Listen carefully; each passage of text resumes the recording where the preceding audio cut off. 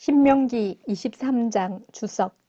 언약 백성의 물질 사용 기준은 이스라엘이 하나님의 백성이 될 수 있었던 것은 하나님의 언약 때문입니다.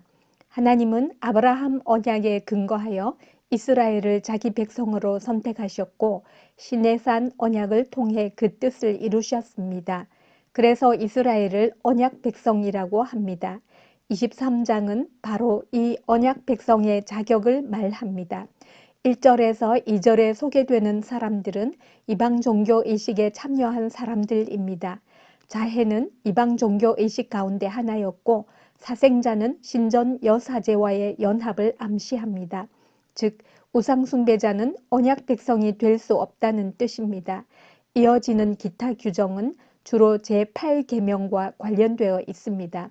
여기서는 언약 백성의 물질 사용을 설명합니다. 대표적인 것이 이자와 포도원에 관한 규례입니다.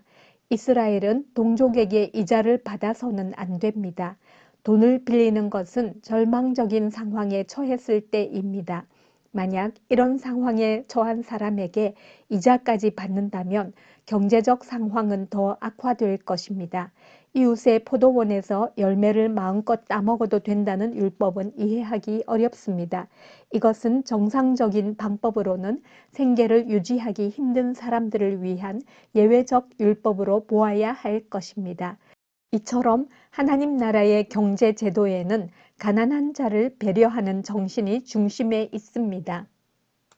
23장 통독.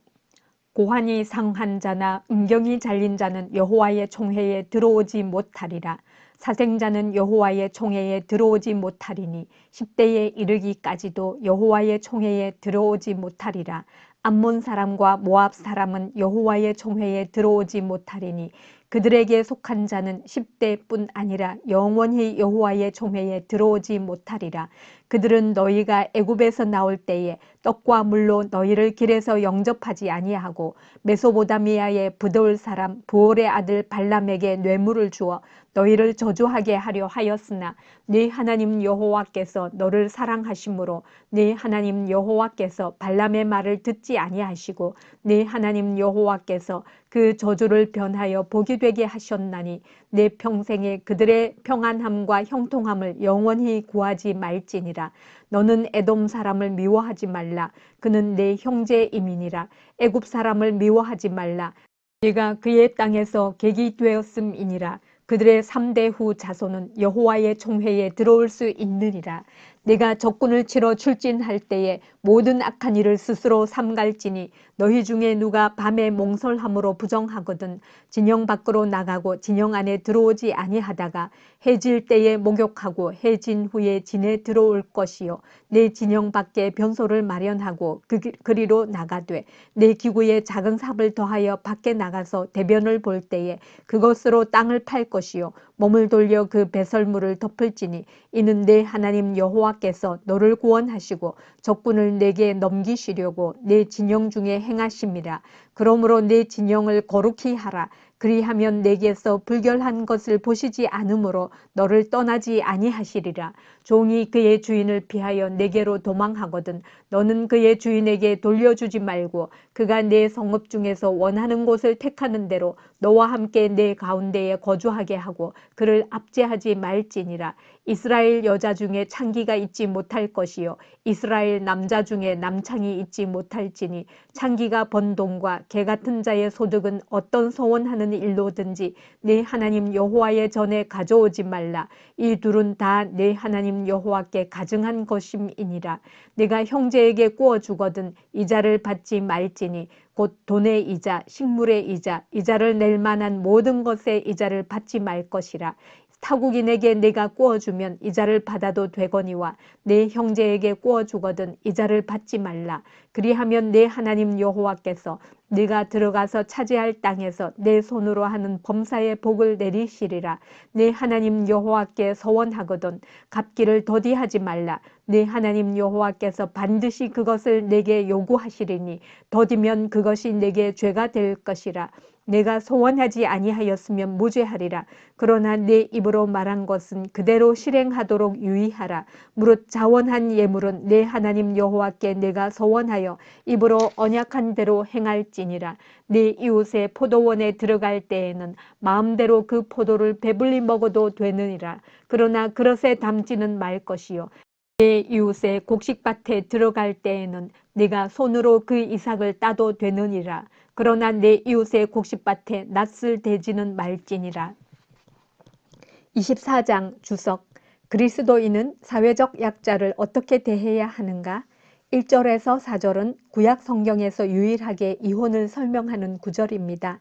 바리새인들이 이혼을 옹호하는 근거로 사용한 말씀이기도 합니다. 하지만 예수님은 창조 질서에 근거하여 이혼하지 않는 것이 하나님의 뜻이라고 선언하셨습니다. 다시 제8계명 해설이 이어집니다. 맷돌은 전당물이 될 수 없습니다. 음식을 준비하는 데 필요한 최소한의 기구이기 때문입니다. 겉옷을 전당물로 취했을 때는 해가 지기 전에 돌려주어야 합니다. 가난한 사람에겐 겉옷이 곧 이불이었기 때문입니다. 노동자의 품삯은 반드시 당일에 지급해야 합니다. 그들에겐 하루 먹을 양식이 급하기 때문입니다. 나그네와 고아와 과부를 보호해야 합니다. 그들에겐 스스로를 지킬 힘이 없기 때문입니다. 곡식을 수확할 때는 일부분을 남겨 가난한 사람들이 먹을 수 있게 해야 합니다. 그것을 하나님께서 기뻐하시기 때문입니다. 종합하면 그리스도인은 사회적 약자들이 최소한의 인권을 보장받을 수 있도록 노력해야 합니다. 바로 그것이 교회가 세상의 빛과 소금으로 존재하는 길입니다. 24장 통독. 사람이 아내를 맞이하여 데려온 후에 그에게 수치되는 일이 있음을 발견하고 그를 기뻐하지 아니하면 이혼 증서를 써서 그의 손에 주고 그를 자기 집에서 내보낼 것이요 그 여자는 그의 집에서 나가서 다른 사람의 아내가 되려니와 그의 둘째 남편도 그를 미워하여 이혼 증서를 써서 그의 손에 주고 그를 자기 집에서 내보냈거나 또는 그를 아내로 맞이한 둘째 남편이 죽었다 하자 그 여자는 이미 몸을 더럽혔은즉 그를 내보낸 전 남편이 그를 다시 아내로 맞이하지 말지니 이 일은 여호와 앞에 가증한 것이라. 너는 내 하나님 여호와께서 내게 기업으로 주시는 땅을 범죄하게 하지 말지니라. 사람이 새로이 아내를 맞이하였으면 그를 군대로 내보내지 말 것이요 아무 직무도 그에게 맡기지 말 것이며 그는 1년 동안 한가하게 집에 있으면서 그가 맞이한 아내를 즐겁게 할지니라. 사람이 맷돌이나 그 윗짝을 전당 잡지 말지니 이는 그 생명을 전당 잡음이니라. 사람이 자기 형제 곧 이스라엘 자손 중 한 사람을 유인하여 종으로 삼거나 판 것이 발견되면 그 유인한 자를 죽일지니 이같이 하여 너희 중에서 악을 제할지니라. 너는 나병에 대하여 삼가서 레위 사람 제사장들이 너희에게 가르치는 대로 네가 힘써 다 지켜 행하되 너희는 내가 그들에게 명령한 대로 지켜 행하라. 너희는 애굽에서 나오는 길에서 네 하나님 여호와께서 미리암에게 행하신 일을 기억할지니라. 네 이웃에게 무엇을 구워줄 때에 너는 그의 집에 들어가서 전당물을 취하지 말고 너는 밖에 서 있고 내가 꾸는 자가 전당물을 밖으로 가지고 나와서 네게 줄 것이며 그가 가난한 자이면 너는 그의 전당물을 가지고 자지 말고 해질 때에 그 전당물을 반드시 그에게 돌려줄 것이라. 그리하면 그가 그 옷을 입고 자며 너를 위하여 축복하리니 그 일이 네 하나님 여호와 앞에서 네 공의로움이 되리라.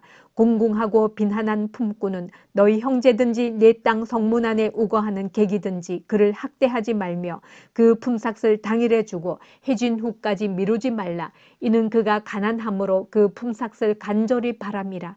그가 너를 여호와께 호소하지 않게 하라. 그렇지 않으면 그것이 내게 죄가 될 것임이라. 아버지는 그 자식들로 말미암아 죽임을 당하지 않을 것이요 자식들은 그 아버지로 말미암아 죽임을 당하지 않을 것이니 각 사람은 자기 죄로 말미암아 죽임을 당할 것이니라.